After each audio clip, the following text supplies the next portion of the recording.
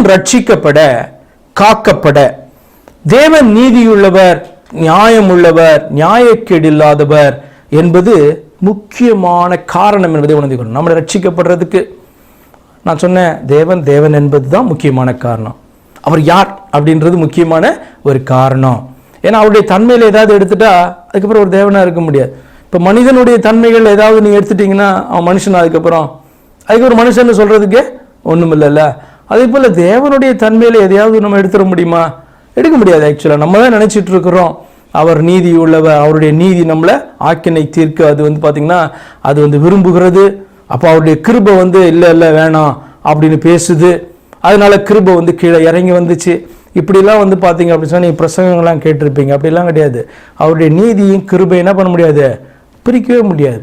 அடுத்த வாரத்தில் கர்த்தருக்கு சித்தமானால் நீதியை குறித்தும் கிருபையை குறித்தும் அதெல்லாம் பிரிக்க முடியாத காரியம் என்று சொல்லி உங்களோடு கூட நான் பகிர்ந்து கொள்வேன். அப்போ மனிதன் ரட்சிக்கப்படுவதற்கு, காக்கப்படுவதற்கு தேவன் நீதியுள்ளவர், நியாயக்கேடில்லாதவர் என்பது முக்கியமான ஒரு காரணம்.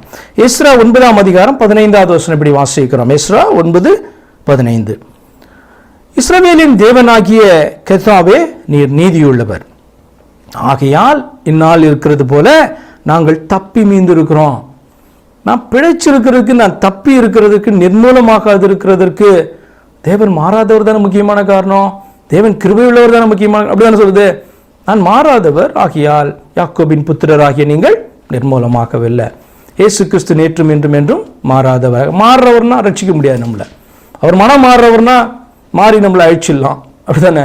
அவர் மாறாதவராக இருக்கிறபடினால்தான், உடன்படிக்கை காக்கிறவராக இருக்கிறபடினால்தான் நம்ம என்ன பண்ணுறோம், காக்கப்பட்டு காணப்படுகிறோம். நாம் அவரை விட்டு, அவரை தள்ளிட்டு ஓடாத வரைக்கும் we are safe in his safe hands. அப்போ எஸ்ரா எப்படி சொல்கிறான், தேவனாகிய கர்த்தாவே நீர் நீதியுள்ளவர் ஆகையால். அவர் நீதியுள்ளவராக இருக்கிறபடினால நம்ம மீண்டு இருக்கிறோம். நம்ம இப்படி இருக்கிற நிலையிலாவது இருக்கிறோம். At least we are safe. அதுக்கு காரணம் என்ன தெரியுமா, அவர் நீதியுள்ளவர். இந்நாளில் இருக்கிறது போல நாங்கள் தப்பி மீண்டு இருக்கிறோம். இவன் யார் தெரியுமா?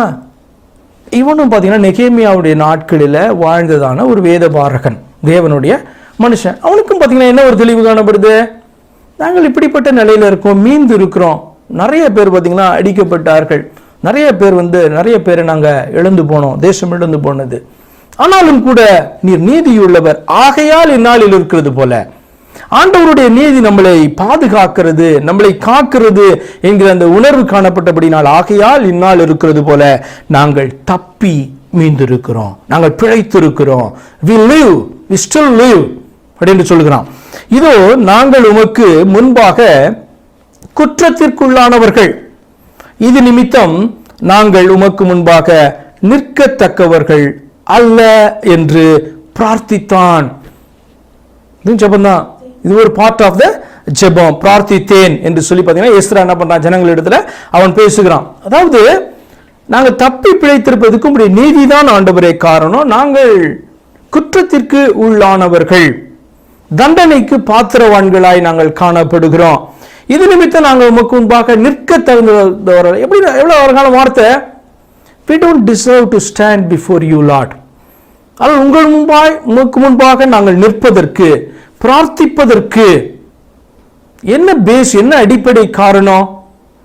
இந்த தேவனான கர்த்தர் நமக்காய் செய்த ஒரு காரியம், அவருடைய சமூகத்துக்கு வரும்படியான ஒரு தைரியத்தை நமக்கு கொடுத்தது. என்ன தெரியுமா? அவர் நம்முடைய பாவம், அக்கிரமம், மீறுதல் எல்லாம் அவர் தன் மேலே சுமந்து கொண்டபடினால, அந்த கிரியையை அவர் செய்தபடினால, அதன் அடிப்படையில் நம்முடைய சமூகத்துக்கு வந்து, ஆண்டவரே நீர் இதெல்லாம் எனக்காக ஏற்றுக்கொண்டீர், நான் அதை நம்புறேன், நான் விசுவாசிக்கிறேன், என்னுடைய பாவத்துக்கான பலியாக நீர் வந்தீர், இதை ஏற்றுக்கொண்டீர். அந்த தைரியத்தில் இன்னைக்கு உங்களுக்கு முன்னாடி வந்து நிற்கிறதுக்கு எனக்கு இப்ப தகுதி உண்டாயிருக்குது. இல்லை என்று சொன்னால் இதுக்கு நான் தகுதியானவனே அல்ல. இயேசு கீழே இறங்கி வரலனா ஆண்டவர் நம்மளை அழிக்கிறதற்கான சகல காரியமும் எஸ்ரா சொல்லுகிறபடி அப்படியே காணப்படும். நிற்கத்தக்கவர்கள் அல்ல. இப்ப இயேசுவை விட்டுட்டு நீங்க தேவனை தேடுவதற்கு தகுதியானவர்கள் அல்ல.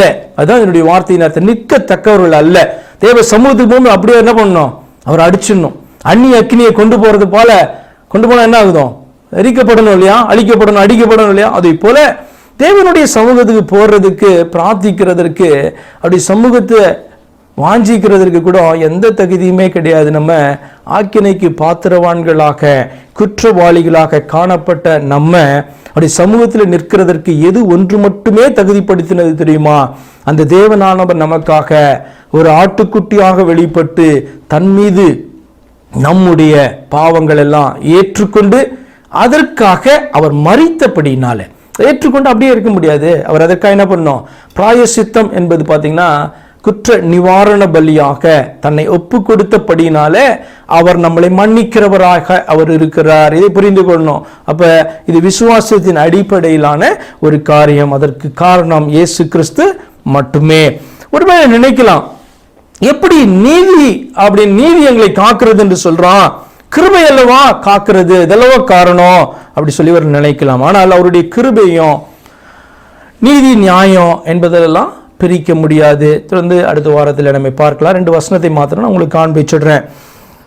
சங்கீதம் 89:14 வசனம் இப்படி சொல்லுகிறது. சங்கீதம் 89:14, நீதியும் நியாயமும் உம்முடைய சிங்காசனத்தின் ஆதாரம், கிருபையும் சத்தியமும் உமக்கு முன்பாக நடக்கும். வசனம் சொல்லுகிறது, நீதியும் நியாயமும் உம்முடைய சிங்காசனத்தின் ஆதாரம், கிருபையும் சத்தியமும் உமக்கு முன்பாக நடக்கும். அப்ப ஆதாரமான ஒரு காரியத்தின் அடிப்படையில தான் பாத்தீங்கன்னா அடுத்தது வருகிறது இல்லையா? இந்த வசனம் சொல்லுகிறது, நீதி நியாயத்தை எடுத்துட்டு கிருபையினால அவர் நம்மளை தண்டிக்கிறார், ஏதாவது நம்மளை ரட்சிக்கிறார், நம்ம மேல இரக்கமுள்ளவராக இருக்கிறார் அப்படி நம்ம பேச முடியுமா? அப்ப கிருபையையும் இந்த நீதியையும் அவருடைய நியாயத்தையும் பிரிக்க முடியும்னு நினைக்கிறீங்களா? பிரிக்க முடியாது இல்லையா? அடுத்து பாருங்க, 116:5 இப்படி சொல்லுகிறது, கர்த்தர் கிருபையும் நீதியும் உள்ளவர், நம்முடைய தேவன் மன உருக்கம் உள்ளவர். அப்ப இந்த கிருபையை நீதியை பிரிக்க முடியுமா? நீதியை பிரிச்சுட்டா அவர் கர்த்தரே கிடையாது, கிருபையை பிரிச்சுட்டாலும் அவர் கர்த்தரே கிடையாது. அவர் மனமுருக்கம் உள்ளவர், தேவன் மனமுருக்கம். அந்த மனமுருக்கமே அவர்கிட்ட இல்லைன்னு அதை எடுத்துட்டீங்கனாலும் அவர் கிடையாது. அப்ப இந்த தன்மைகளெல்லாம் எதையுமே நீங்க எடுக்க முடியாது. இந்த தன்மைகள் எல்லாம் சேர்ந்துதான் அவர் தேவன். அப்ப இந்த சகல தன்மைகளும் காட்லினஸ், காட் ஹெட் அல்லது தெய்வத்துவம் என்று சொல்லப்படுகிறதான அத்தனையும் சரீர பிரகாரமாக இயேசு கிறிஸ்துவுக்குள் வாசமாக இருக்கிறது அப்படின்னு சொல்ற அர்த்தத்தை நீங்க புரிந்து கொள்ளணும். நம்முடைய தேவன் அப்படியே நமக்கு இறங்கி வந்தார். ஹல்லேலூயா. அப்ப இவர் நியாயக்கேடு இல்லாத தேவன். அவருடைய ஒவ்வொரு தன்மையும் அது என்னுடைய ஆசீர்வாதத்துக்காக, அவருடைய ஒவ்வொரு தன்மையும் அவர் தேவன் என்பதை சுட்டி காண்பிக்கிறது. அவர் யார் என்று சொல்லி நான் அடையாளம் காண்பிக்கிறதாய் அது இருக்கிறது, கண்டுகொள்வதாய் இருக்கிறது என்று சொல்லி நீங்கள் உணர்ந்து கொள்ள வேண்டும்.